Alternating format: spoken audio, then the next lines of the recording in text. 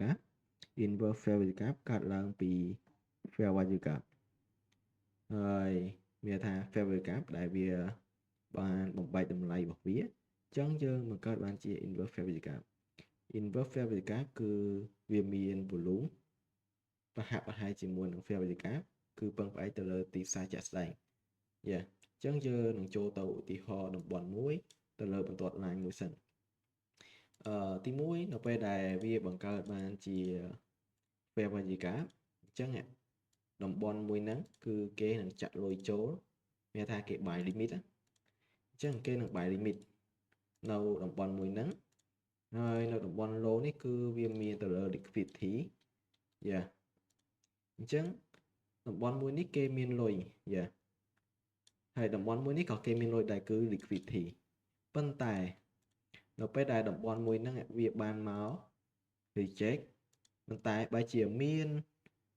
volume sell sell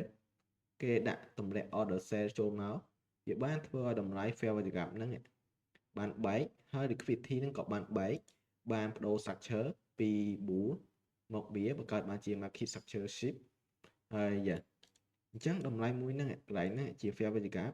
បង្កើតបានជា inverse fair value gap ឬក៏ IFVG របស់យើងអញ្ចឹងតម្លៃមួយហ្នឹងគឺវានៅតែមានលុយអញ្ចឹងគេនឹងផ្លាស់ប្ដូរពី order buy មក order sell វិញអញ្ចឹងតម្លៃហ្នឹងវាធ្វើឲ្យតម្លៃមួយហ្នឹងកាន់តែខ្លាំងមានថាភាគច្រើននៅពេលដែលវាបង្កើត inverse fair value gap ហើយវាតែងតែបង្កើត fair value gap មួយទៀតពេលខ្លះវាអាចនឹងបង្កើតជាប្រភេទ order block បែប candle វែងឬក៏ mitigation block អីអញ្ចឹងតែឥឡូវយើងគ្រាន់តែឧទាហរណ៍ទៅលើ fair value gap ទេភាគច្រើនវាបង្កើត inverse fair value gap ហើយវាតែងតែបង្កប់នៅ fair value gap មួយទៀតហើយបន្ទាប់មកតម្លៃមួយហ្នឹងវាបានមកយក inverse fair value gap គ្រាន់តែ reject ប៉ះភ្លាមវាបុកចោះយកភ្លាមតែម្ដងប៉ុន្តែមិនមែនគ្រប់ទីផ្សារវាសុទ្ធតែបែបហ្នឹងទេពេលខ្លះយើងត្រូវមើលការ confirm ដែរអញ្ចឹងយើងនឹងចូលទៅឧទាហរណ៍នៅក្នុង chat ទាំងអស់គ្នាអញ្ចឹងនៅតម្លៃមួយនេះ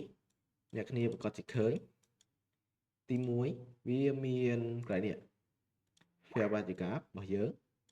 ហើយបន្ទាប់មកនៅកន្លែងនេះវាមាន fair value gap ខាងឆ្វេងបន្ទាប់មកវាមាន fair value gap កន្លែងនេះមួយទៀតអញ្ចឹងតំបន់មួយហ្នឹងយើងនឹងពឹងផ្អែកទៅលើ sorry កន្លែងនេះមានមួយទៀតសូមចាប់ខាងលើចុះអញ្ចឹងកន្លែងនេះវាមាន fair value gap មួយអញ្ចឹងបើយើងចូលមើល low time frame កន្លែងនេះអាចនឹងមាន liquidity នៅ low តែយើងអត់ចូលមើលទេយើងបញ្ចូលតែទៅលើ fair value gap ឬក៏ inverse fair value gap របស់យើងអញ្ចឹងបន្ទាប់មកបែរជាវានេះកន្លែងនេះវាបង្កើតបានជា fair value gap អញ្ចឹងតម្លៃហ្នឹងវាប៉ះទាំងលើទាំងក្រោមអញ្ចឹងតម្លៃមួយណាដែលមានលុយខ្សោយជាងតម្លៃនោះនឹងបែកអញ្ចឹងតម្លៃមួយនេះវាបានបង្កើតហើយបន្ទាប់មកវាបានបំបែកវាបានបែកអញ្ចឹងកន្លែងហ្នឹងវាបានជា inverse fair value gap អញ្ចឹងនៅពេលដែល inverse fair value gap របស់យើងកាត់ឡើងកន្លែងហ្នឹងអញ្ចឹងកន្លែងនេះវាមាន fair value gap មួយទៀតអញ្ចឹងលុយកន្លែងហ្នឹងវាធ្វើឲ្យមាន volume ខ្លាំងមែនតើដោយសារអីទី1គេនឹងគិតថាតម្លៃហ្នឹងវានឹងមកបែកឡូហើយបន្ទាប់មកវាបានបង្កើតជា inverse fair value gap បន្ទាប់មកបង្កើតបានជា fair value gap របស់យើងមានអីបានមក mitigate បន្ទាប់មក confirm ចុះមកបាត់អញ្ចឹងទីផ្សារ inverse fair value gap គឺវាមាន volume ហេតុផលអីទី1គេនឹងរកឱកាសបាយប៉ុន្តែបែរជា order buy ខ្សោយមាន order sell ខ្លាំងជាងអញ្ចឹងអ្នកដែលគេ order buy ដូចជា retail trader ដូចពួកយើងហ្នឹងនឹងចាក់លុយចូលទៅតាមអ្នកដែលគេ trade ធំដែរអញ្ចឹងវាធ្វើឲ្យ volume កាន់តែខ្លាំងអញ្ចឹងវាធ្វើឲ្យមានលទ្ធភាពអាចមកផ្ដាច់ liquidity low នេះបាន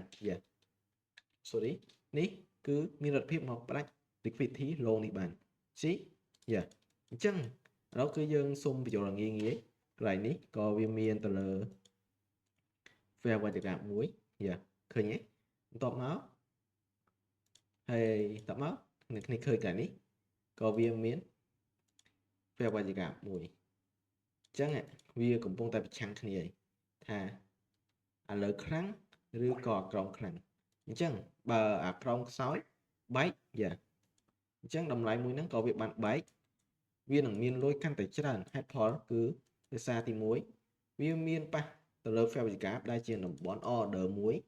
ហើយបន្ទាប់មកវាបានបង្កើតជា fair វិកាមួយទៀតយ៉ាអញ្ចឹងវាធ្វើឲ្យលុយហ្នឹងវាកាន់តែច្រើន